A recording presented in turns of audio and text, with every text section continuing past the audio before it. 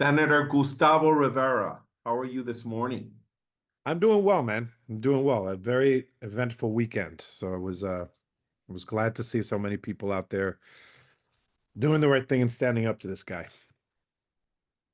Speaking of standing up to people, Senator, you went in early for the Democratic nominee for mayor, Zohran Mamdani, Assembly Member Zohran Mamdani, and you were really vocal in your sort of dislike and disdain for former Governor Cuomo. Talk a little bit about the why. I know you ran against the IDC, Pedro Espada. Um, So yeah, this is what is known in the what is known as ancient history. So I will tell a story about back when the dinosaurs roamed the earth. Uh, I was elected to the Senate in the same year that Andrew Cuomo was elected as governor for the first time, 2010. In the beginning of my tenure, just like everybody else, excuse me, but at the beginning of my tenure, just like everybody else, I was scared of him. I knew that he was politically powerful. I know that he was petty. I knew that he knew how to use the levers of government to punish people who were who resisted him or were his detractors. Excuse me, were his detractors. And so at the beginning of my tenure, I was just as resistant to criticize him as anybody else. But it became clearer and clearer the more that I served that I knew that his actions, although from a distance, looked like those of a leader who actually cared about people and was trying to solve real New Yorkers' problems, were mainly, or just everything was about himself. Everything was about self-aggrandizement. Everything was about him filling his enormous ego, um, acting out in ways that the people, anybody who resisted him, he just punished. There was no space for criticism. It became clear that his actions were actually hurting the people that I represented. And so I was one of the first people who consistently stood up to him publicly as an elected official, which was to my political detriment at times.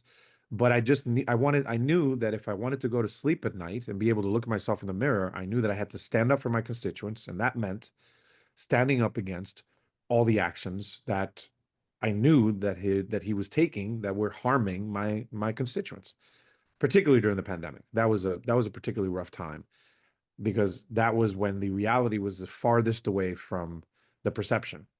He was perceived as a national leader, as somebody who was leading the way and protecting people, and I saw on the ground that that just wasn't the case. That he was doing everything in his power to just make it seem like that was the case, but it was never about saving people's lives or keeping people safe or healthy. So I was very glad to know where he when he resigned. I toasted him. I toasted his resignation in an airplane.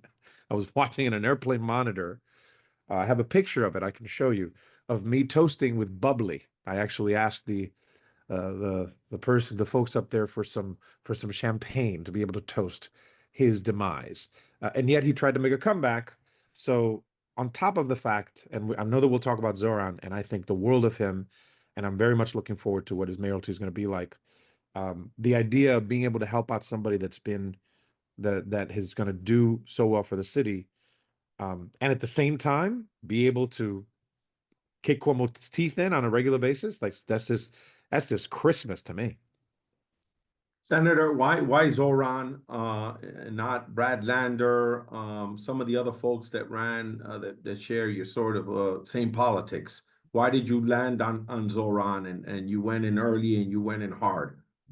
And I'll say that I mean I have nothing but respect for Brad, and I think, and as you know, I ranked him second out of the. I mean, to go back, right, we're talking about the primary. There is a ranked choice system Mhm. in the city of New York, which allows for people to be ranked. And these are folks that you think might do a good job.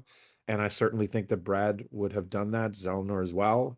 That Michael Blake, et cetera. These are folks that I respect and I think would have done a good job.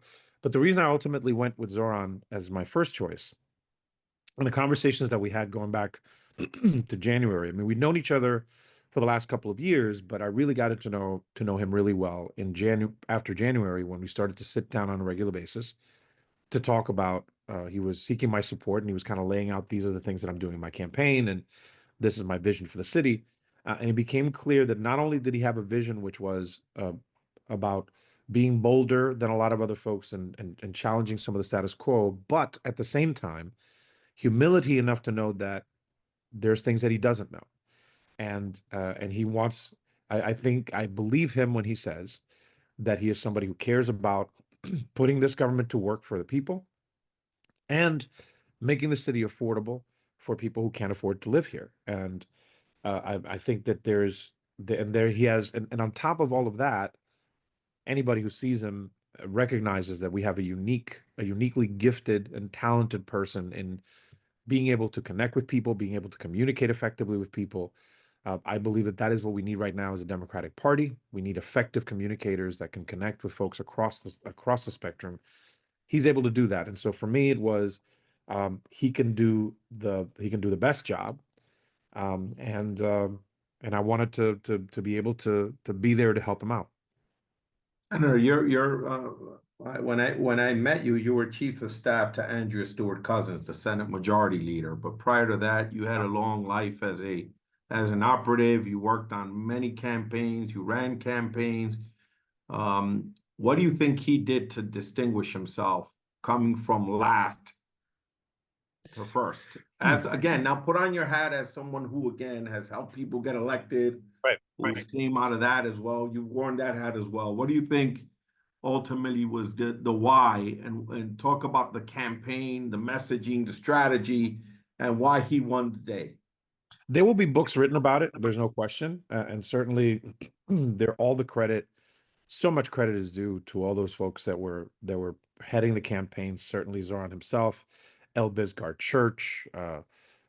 There's a couple of other folks that were part of the core of the whole thing. But I would say there's a few things. First, excuse me, I think there's a level. New Yorkers are not New Yorkers know bullshit artists, and he's not that. I think that there's a level of of genuineness, if you will, that comes through when people start talking to him, when people connect with him. So that's number one. So being consistent in who you are throughout the whole thing, being a good listener, because remember, one of the first things that he did um, was came to the Bronx right after November 4th of last year, after Trump had won, and talked to a whole bunch of people in the Bronx, my constituents, most of them, who voted for Trump. And most of them were people of color, working class folks who were telling him this is the reason why I chose to not vote for the Democrat and vote for Trump, because I think that there's some changes that are needed in my life. He listened to that.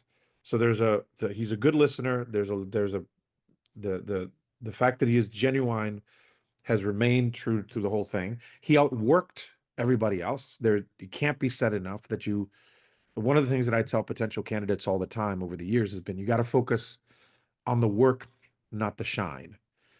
The shine is going to be there for, you're going to do well for a little bit, but work always outlasts the shine. And he worked relentlessly during months and months and months and months. He kept his message very consistent. If you go to the first video that he released, the campaign launch video, and he talks about affordability, he talks about freezing the rent, he talks about free and fast buses. This is this is what he is saying, what he said on the debate stage just a couple of days ago. There's a consistency in the message that has been there. There's also the happy warrior aspect of it. The fact that unlike Cuomo, who doesn't know how to do anything except to make people fearful, and Trump is very good at this, to make people fearful, as opposed to that, he's making people hopeful. So you take all those things together. You got terrible candidates like Eric Adams and Andrew Cuomo, who are just two terrible people and who are trying to, make a case that was based on you need to be fearful, the city's falling apart, I'm the only one that can hold it together, whatever, whatever, whatever. It's easy enough to point to them and say they're terrible, but then you got to offer an option. And so all of those things together, you said these guys are terrible, but here's the actual option. And there he is talking about things that connect with you in a real way. Um, as constituents, he wants to change these things for in a positive way. He relentlessly did that. Last thing I'll say on this, is that he's proof positive of something that I've known to be true for a very long time. It's that there are messages that can be delivered regardless of who you're delivering them to. Uh, they can be delivered and they can be understood by people who want their lives to change for the better. When I fought my colleagues in the past about higher taxes, I said we need to raise taxes on the wealthy, and they would start freaking out because, well, we can't talk about higher taxes because that's a death knell, that's a political suicide. We can't talk about higher taxes. I said, well, you can just message that by saying taxes, higher taxes on the wealthy, and that does not mean your upper middle class families that make $200,000 to $300,000 a year as a family of four. That's not who I'm talking about. I want the multimillionaires and the billionaires. We can deliver that message, or I can deliver the message about the New York Health Act and how I believe that healthcare is a human right and should be available to everybody. I drop me in the most red part of New York State or the most red part of the country, and I will find people who don't want to have an insurance company dictate what healthcare they get or not.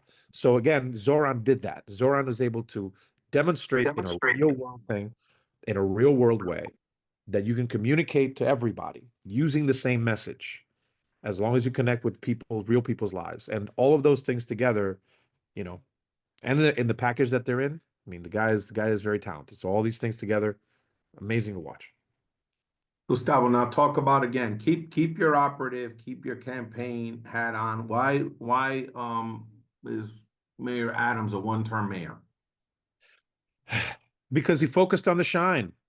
Can I say something just in my own? Please. When you think about messaging, Yeah. and when you think about Assemblymember Mamdani and freeze the rent, I remember back the first town hall that the current mayor did in Washington Heights. And the housing advocate talked about the rent freeze and, being a senior and having issues paying rent like a lot of people on fixed income. Yeah. And I'm not going to sort of quote his response, but let's just say when you look at the time frame of when he said that and when that happened, and ultimately the messaging of, the Democratic nominee, the assembly member, um, I don't know. Those words came back to haunt him to some extent, or the way he responded, for The better the or way worse. the way the Yes, mayor responded. correct. Yes, yes. So The go into why your own analysis the to answer why he's to the one for yeah, mayor. why is Eric Adams a one-term mayor? Because Eric focused on the shine. Thing about Eric, and I've known him for a long time. I did not support him when he ran for mayor, and people ask me why. I says because I served with him as a senator. So I saw who he was when there was no cameras around, when there were no constituents around. It was just us boys, so to speak. And there's some people in your life who say things around you when there's nobody else around because they think they can, you know what I mean? And then you find out like, whoa, this is what you really believe. So Eric has always been this guy. And as a mayor, he focused on the shine. He gave agencies to people that were, for lack of a better term, hacks, that were just his friends, his pals, his buddies, with no sense of whether they could actually run the thing or not. He surrounded himself with yes people. He loved to go out till 3 or 4 in the morning. And hey, if that's your lifestyle, that's what you want to do, that's fine.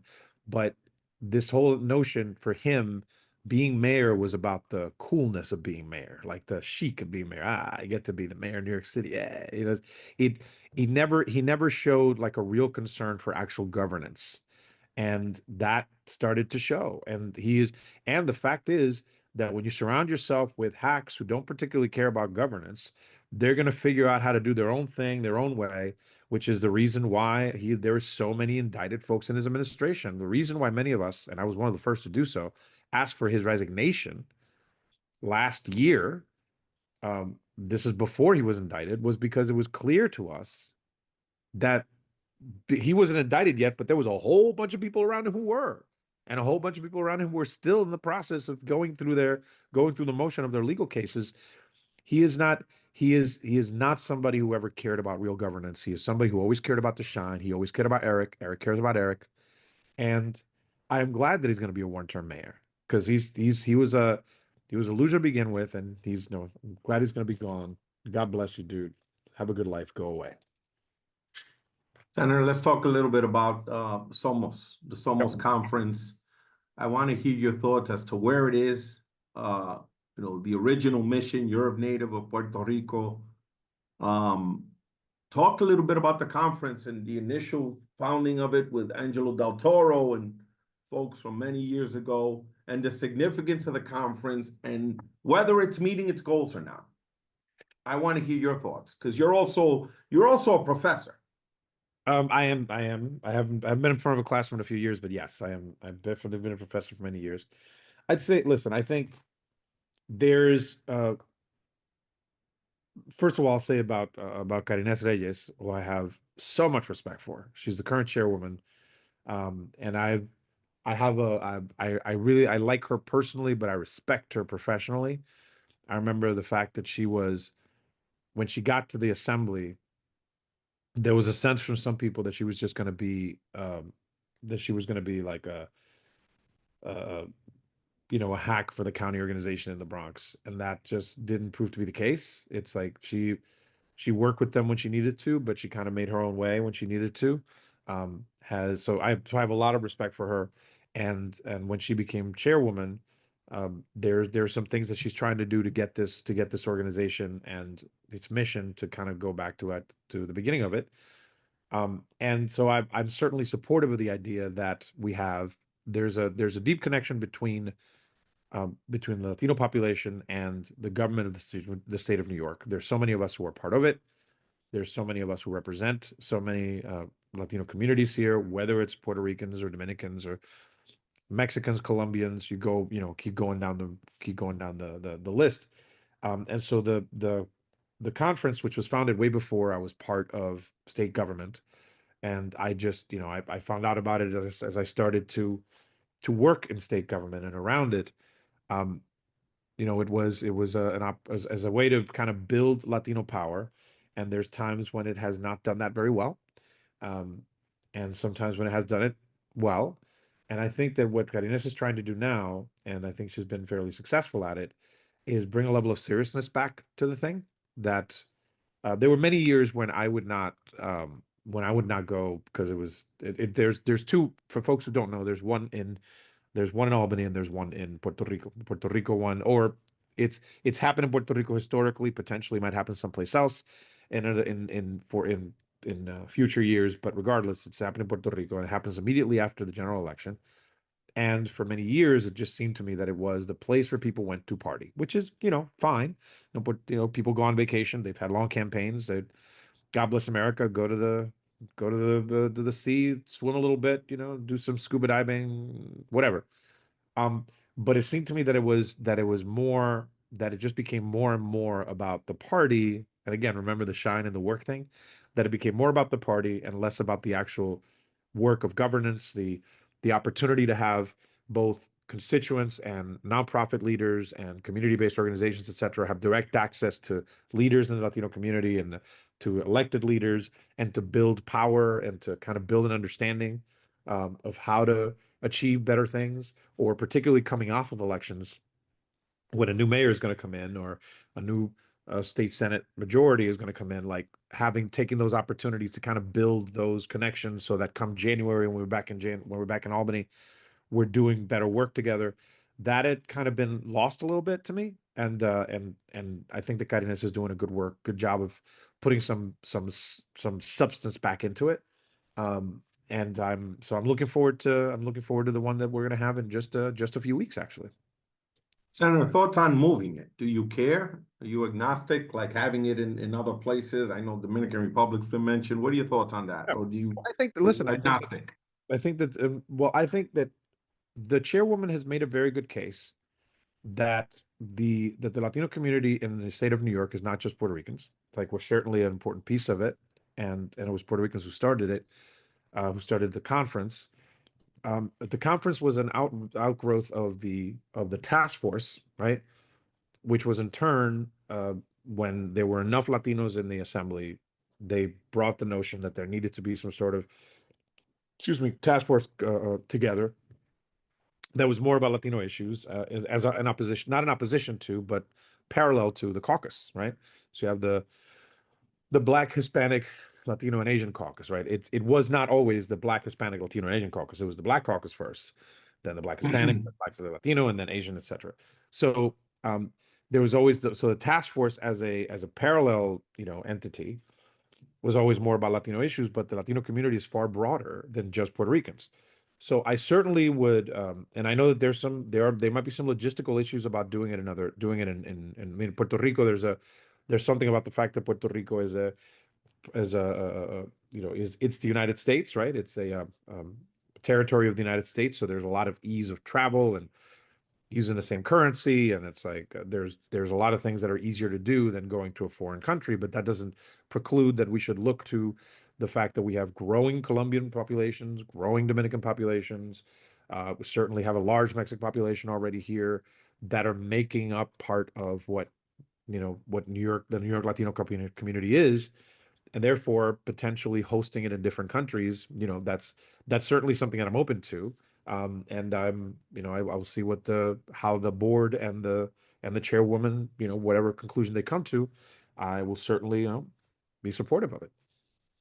Senator, I want to wrap this up and hold to the time, but I want to hear directly from you. And I've Okay. always wanted to ask you, why no on LaSalle, on Hector LaSalle? Why? I will tell you. There's a lot of people like, oh, he's from Puerto Rico. Right. This is the first.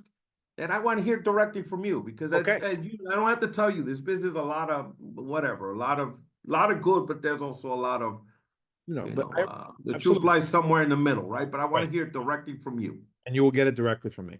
And for folks who might be listening who do not know what we're talking about, 2 years ago, I think at this point, right? It was beginning of last year, probably. There was a space in the Court of Appeals, which is the highest court in the state of New York, and there was an opportunity for the governor to nominate someone. The process to nominate this person comes first. There is a committee that comes up with a list. This list was of 9 people. Then of these 9 people, the governor picks one. As soon as this list was made public, there was an analysis that was made of the record of different folks, etc.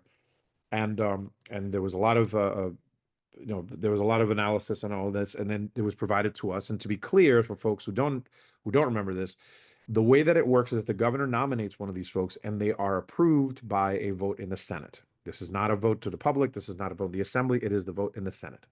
And so the senators, me included, looked at all the records, looked at all the recommendations, had conversations, and some of us tried to have conversations directly with the individuals that were nominated in some instances, and we'll get to that. We'll get back to that in a second. And we had communicated privately as well as publicly to the governor. These 3 would be kind of acceptable. These 3 would not be and this one person would not be acceptable. And that person that was not acceptable was Hector LaSalle. Why? I do not believe, as some of my colleagues did say at the time, that this was somebody in the Scalia cut, or the, in other words, like a ultra conservative justice that should never be approved. That is not my argument. It was never my argument. However, my argument has been that looking at his record did not show me that we would have somebody who would be a strong, unbending advocate for the important things that we need to make sure that we maintain in the state to protect New Yorkers. We have to look at the real context of where we are. We have a Supreme Court that is actively taking away the rights that we've tried to gain over decades, whether it's for women, whether it's for immigrants, whether it's for LGBTQ, you name it, they're trying to take it away. On top of that, we have a government in the White House that is actively trying to destroy basic democratic institutions, and many of us knew that was going to happen because we're in the middle of that battle. That this is what's happening. This is not a Roe v. Wade is no longer the law of the land, right? 5 years ago, if you would have told somebody we're now going to have Roe v. Wade, they would have said it's the law of the land. It's set of law. Therefore, for me, in the consideration, it was just the argument that was made to me was like, is the guy a professional? Sure, but he seemed like a careerist who had an okay career, but was basically doing the things that were necessary for him to get to the next level.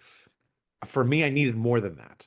And the opportunities that I had, the opportunity that I thought I would have to be able to ask him directly was taken away from me because an hour before he was supposed to show up in my office, they said the governor's office canceled the meeting.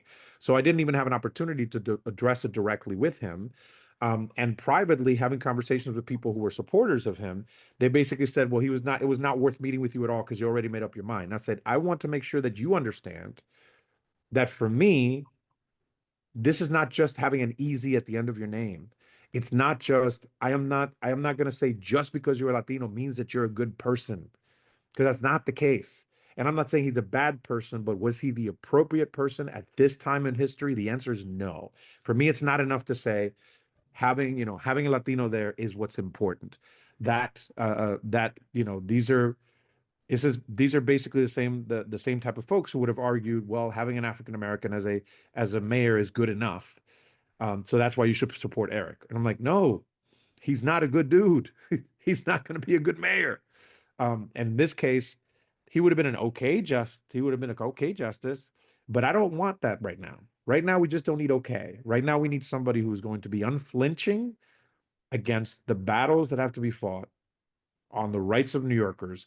And I just was not certain that he was going to be able to do that. So, and I've had the battles privately and publicly with folks. And there's folks who to this day, see me as some sort of, as a vende patria, whatever they want to say.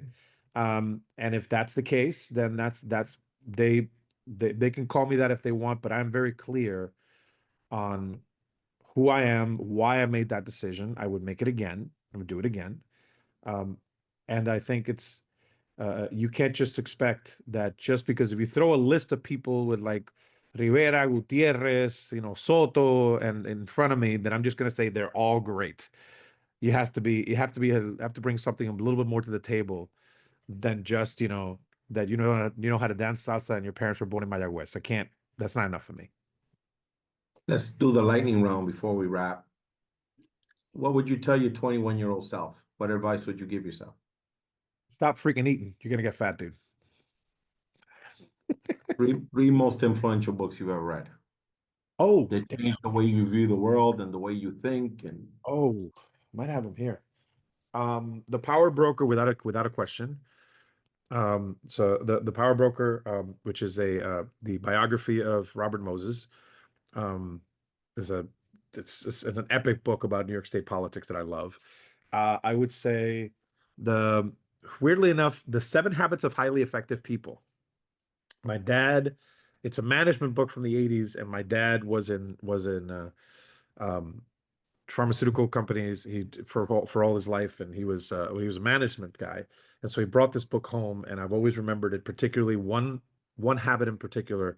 uh, Seek first to understand and then to be understood. That's one of my favorite habits. Seven Habits of Highly Effective People. And man, you know what I'm going to say? You know what I'm going to say? It's not a book per se, but it's my favorite comic book of all time, and that is Watchmen, a hmm, masterpiece by Alan Moore. It's written back in 1985, and it's a phenomenal. It's phenomenal all around. So I'm a big nerd, so it's one of the things that I love. That that I love. So those I'd say those three. I could have many more because I just have a bunch of them that I'm looking at right here. three Three. three Um, people in government that helped shape you, that you worked for, that you've worked with. Three people in government that again you admire, you respect, and they get it. Without a question, Liz Kruger is a person that, first of all, I think I would literally take a bullet for this woman. I love her dearly as a person. One of the smartest, if not the smartest person in state government. Um, just, ethical, hardworking, smart. I love her to death. Um, I would say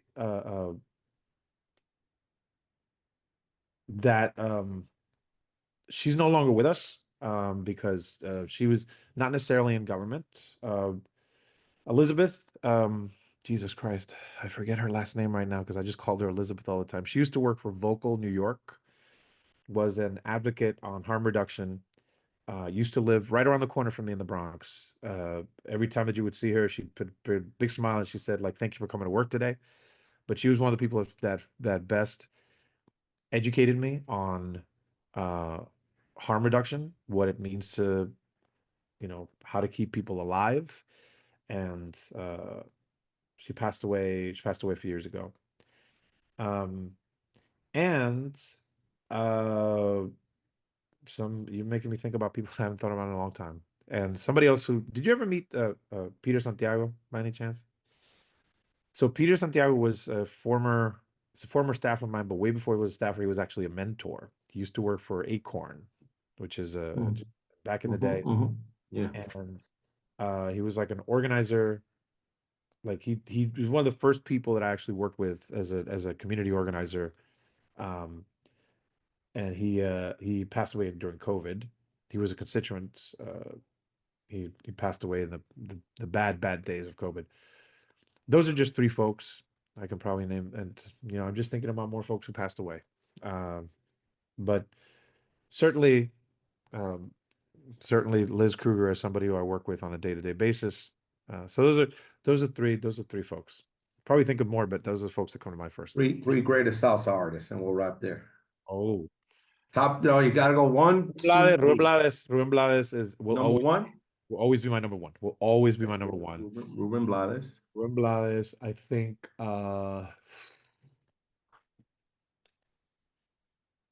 See, I love Hector, but I want somebody whose voice is better. Like I love his feeling, but I like um Ismael Rivera from Maelo, Two, Maelo Classic.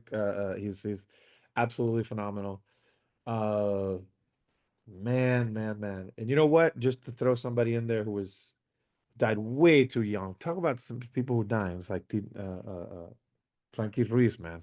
Frankie Ruiz was the bomb. okay, Ruben Blades, Maelo. Ismael Rivera, and Frankie Ruiz. Yeah, man. Those are people, three dope dudes. Three dope dudes, and one of them still with us. Best singer in Puerto Rico. Best singer to come out of Puerto Rico. Best singing voice. Best voice. Really? Are you doing that? That could be, Daniel Santos. That could be Danny Rivera's no Danny joke. Rivera, yes. Danny Rivera's Could no be joke. Joe I Feliciano. Choferino is great. I'm not gonna say it's Mark Anthony's an amazing, Mark Anthony. talented guy. He needs to slow down a little bit on the partying though. You can kind of tell that it's like, he should look to some of the Santa folks. Rosa. Santa Rosa's phenomenal. Santa Rosa's phenomenal. He's like, Okay, but you got to pick one. I gotta In pick one your like humble best voice. opinion, the number one, the best singer to come out of Puerto Rico. Andy Montañez is another one who's got a great voice. No, it's like you just keep throwing more folks in there. It's like you know, I'm just gonna say, you know what? I'm just gonna say Maelo. I'm just gonna Maelo. Yeah. Okay, It's like fair. there's some classic about it because obviously Ruben is not Puerto Rican, he's Panamanian, but Maelo is kind of the most classic, he was El Sonero Mayor, he was the one of the original guys. I love that dude. All right. Anything you want to add that I forgot to mention? No, not really, except that I'm gonna be 50 in a couple of months, which couple of weeks actually, which is crazy to me. Just I'm old, brother. That's what I will say. All But right, I'll man. leave you with this. I'll leave you with this. Sure, For those sure. of you who don't know, um, just look for a picture of what I look like right now. Just go look at a picture, and then you look at a picture of Wilford Brimley, who was who in 1985 made a movie called Cocoon. He was an actor in the Oh, movie wow. Cocoon. Wilford Brimley with a big mustache, talking about diabetes in commercials later. When he filmed that movie, he was 49 years old, and I am 49 years old. So Wilford Brimley and me are the same age as when he did Cocoon. Which is That. I'm just living my Wilford Brimley year. It's one of the things that I keep just like shaking my head about. I'm about to be 50. It's crazy. All right, Senator. Thanks again. All right. Cool, Hopefully dude. we'll do this again soon. All right. Talk soon. Have a wonderful day and feel better. See you soon, man. Be well.